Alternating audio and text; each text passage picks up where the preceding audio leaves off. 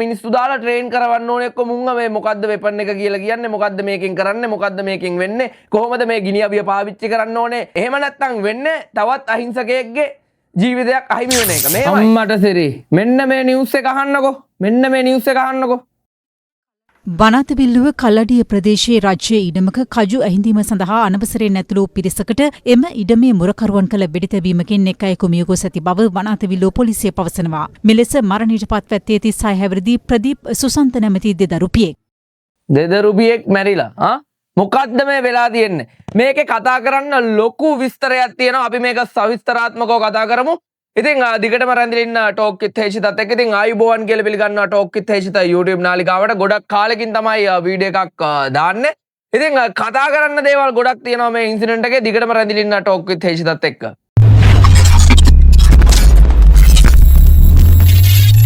Talk විත් හේෂිත බාධක බිඳ සත්‍ය සොයා. හොඳයි. දැන් මේ ඉන්සිඩන්ට් එක වෙන්නේ වනාතවිල්ලුවේ. රජයේ ඉඩමකට තමයි මේ පිරිස ඇතුල් වෙන්නේ අනවසරෙන්. හරිද? සාමාන්‍යයෙන් අනවසරෙන් ඉඩමකට ඇතුල් වීම ඇත්තටම රෙකමන්ඩ් කරන්න බෑ. හොරකම කියන එක රෙකමන්ඩ් කරන්න බෑ. නමුත් මෙතන කතා කළ යුතු දෙයක් තියෙනවා. හරිද? දැන් රජයේ ඉඩමක්. හරිද? එතකොට රජයේ ඉඩමට ඇතුල් වෙන්නේ කජු කඩන්න. හරිද? අපි හිතමු කන්න නැතුව කජු කඩනවා කියලා. අපි හිතමු අම්මටයි තාත්තටයි කන්න දෙන්න කජු කඩනවා කියලා. අපි හිතමු එහෙමත් නැත්නම් වයිෆ්ට ළමයින්ට කන්න දෙන්න කජු කඩලා මේ විකුණන්න හදනවා කියලා. හරි. මේක සංවේදී කාරණාවක් තමයි. නමුත් එහෙමයි කියලා වැරද්දම තමයි. මොකද අනුන්ගේ ඉඩමකට පනින්නේ අනුන්ගේ ඉඩමකින් විශේෂයෙන්ම රාජ්‍යයේ එතකොට රාජ්‍ය දේපල වලට මේක අයත් වෙන්නේ. ඉතින් කරනකොට ඉතින් මේ වගේ දේවල් වලට මුහුණ දෙන්න වෙනවා. නමුත් මෙන්න මෙහෙම මානුෂීය ගැටලුවක් තියෙනවා.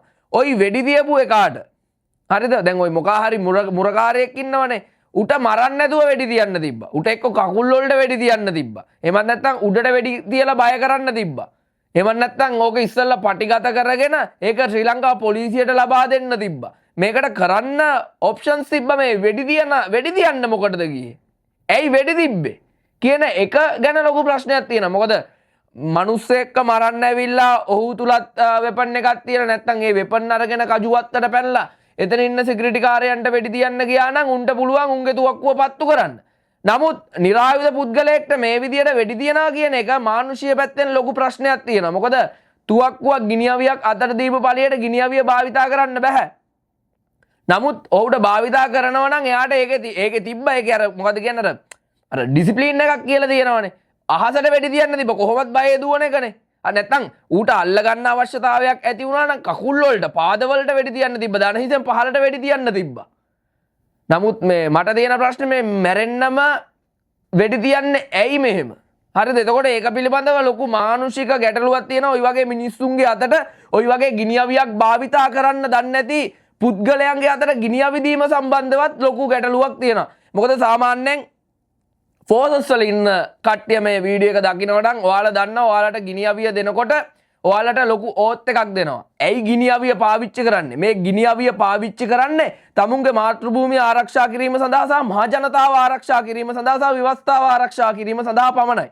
එතකොට සාමාන්‍යයෙන් මිලිටරි ට්‍රේනින් එකක් ගත්ත කෙනෙක් හරි මිලිටරි එකක ජොයින් වෙලා ඉන්න හමුදාවෙන් පොලිසියේ එහෙම නැත්නම් ගුවන් හමුදාවේ ඉන්න කෙනෙක් දන්නවා ඔයා ඒ මිනිස්සුන්ගේ ඩිසිප්ලින් එකක් තියෙනවා. ඒ මිනිස්සු ආසාවටවත් මෙහෙම කරලා ගන්න එක පොයින්ට් කරන්නේ නැහැ කාටවත්. මොකද එච්චර විනයක් තියෙනවා. ඒ කියන්නේ ගිනි අවිය දෙනකොට එච්චර ලොකු ට්‍රේනින් එකකින් පස්සේ එච්චර ලොකු ඩිසිප්ලින් එකක් ඇතුව තමයි ඒ යුද හමුදා සොල්දාදුවට එහෙමත් නැත්නම් ගුවන් හමුදා සොල්දාදුවට නාවික සොල්දාදුවට මේ ගිනි අවිය දෙන්නේ. ගිනි අවිය තමන්ගේ භාර්යාව හා සමානයි. ඒ කියන්නේ ලොකු ඩිසිප්ලින් එකක්, ලොකු ගෞරවයක්, ලොකු භක්තියක් ඇතුව තමයි මේ ගිනි අවිය දෙන්නේ. එතකොට ඒ පුද්ගලයන් දන්නවා ගිනි අවිය හසුරවන්න ඕනේ කොහොමද කියලා. මේ මුකුත් දන්නේ නැති කිසිම අධ්‍යාපනයක් නැති මෝඩයන්ට ගිනි අවි දුන්නම තමයි මෙන්න මේ විදිහේ සිදුවීම් වලට මුහුණ පාන්න සිද්ධ වෙන්නේ. නමුත් මින් මත්තට හරි මේ කරන්න මේ වගේ රජයේ වතු වලට හරි අනුන්ගේ වතු වලට හරි පැනලා පොල් කඩන්න අරව මේව කරන්නේ උන්ටත් හොඳ පනිෂ්මන්ට් එකක් මේක එක පැත්තකින් බලද්දි. මොකද මේ වගේ සිදුවීමකට මුහුණ දෙන්න උනේ තමන්ගේ හොරකමේ ඉඳලා. තමන්ට වෙන දෙයක් කරන්න තිබ්බා. හරිද? එතකොට මේකේ දෙපැත්තෙම වැරදි තියෙනවා. එකක් ගිනි අවියක් ළඟ තබාගෙන සමහර විට ඒක ලයිසන් වෙපන් එකක් වෙන්නේ නැති. මොක වුණත් ගිනි අවිය භාවිතා කරපු විදිය හරිම චාටර්. අපේ වචනෙන් කිව්වොත් පට්ට අවුල්. එහෙම ගිනි අවියක් පාවිච්චි කරන්න බෑ. එතකොට මං හිතනවා මේකට අනිවාර්යෙන් නීතිය ක්‍රියාත්මක වෙන්න ඕනේ. මොකද මේක මානව හිමිකම් කඩකිරීමක් වගේ. එහෙම වෙඩි කාලා මැරෙන්න තරම් දෙයක් නෙමෙයි මේක. සහ එහෙම මිස්ෆයර් එකක් යන්න විදියකුත් නැහැ. නඩුත් හාමුදුරුවන්ගේ බඩුත් හාමුදුරුවන්ගේ කියලා කතාවක් තියෙනවනේ.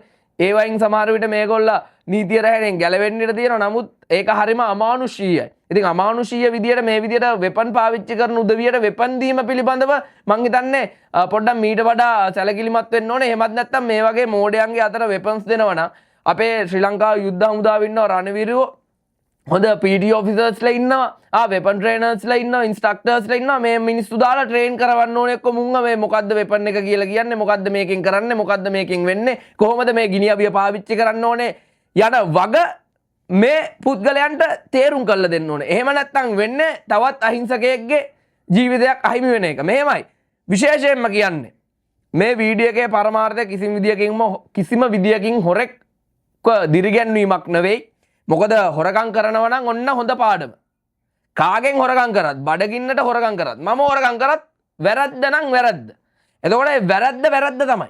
ඒ වැරද්දට ඉතුරු පැනපු උන්ටත් නීතිය ක්‍රියාත්මක වෙන්න ඕනේ.